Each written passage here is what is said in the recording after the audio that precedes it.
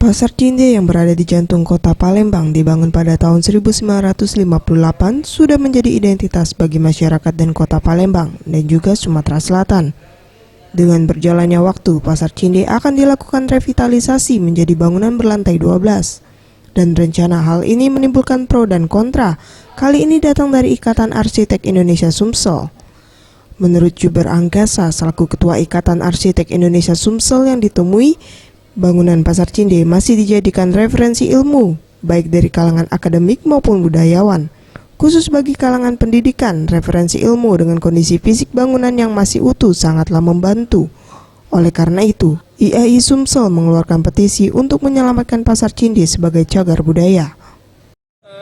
Bahwa bangunan itu merupakan referensi ilmu yang pada saat itu menggunakan sistem struktur yang paling up to date pada zamannya, sehingga sekarang itu menjadi sebuah referensi bagi akademik, kemudian bagi budayawan.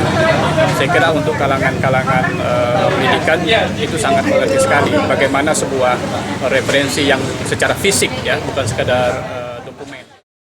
Dari segi arkeologis, Pasar Cinde termasuk kategori monumen kontemporer yang merekam perubahan konsep pasar dan perdagangan di kota Palembang. Dengan usia lebih dari 50 tahun dan rancang bangunannya yang unik, membuat Pasar Cinde termasuk dalam kategori bangunan yang diduga sebagai benda cagar budaya. Menurut Retno Purwanti selaku ahli arkeologi Sumsel, kelemahan Pasar Cinde yaitu tidak memiliki sertifikat resmi bangunan cagar budaya. Hal ini sesuai dengan Undang-Undang Nomor 10 Tahun 2010 Pasal 5, sehingga celah ini dapat dimanfaatkan oleh oknum tertentu.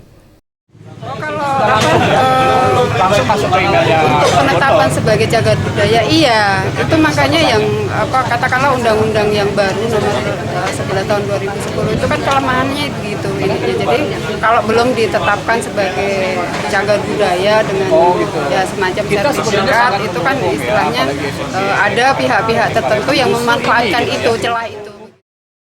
Kini Pasar Cinde merupakan satu-satunya pasar di seluruh Indonesia yang masih memiliki kolom-kolom cendawan penopang yang menggambarkan pepohonan yang biasanya melindungi banyak pasar tradisional di Indonesia.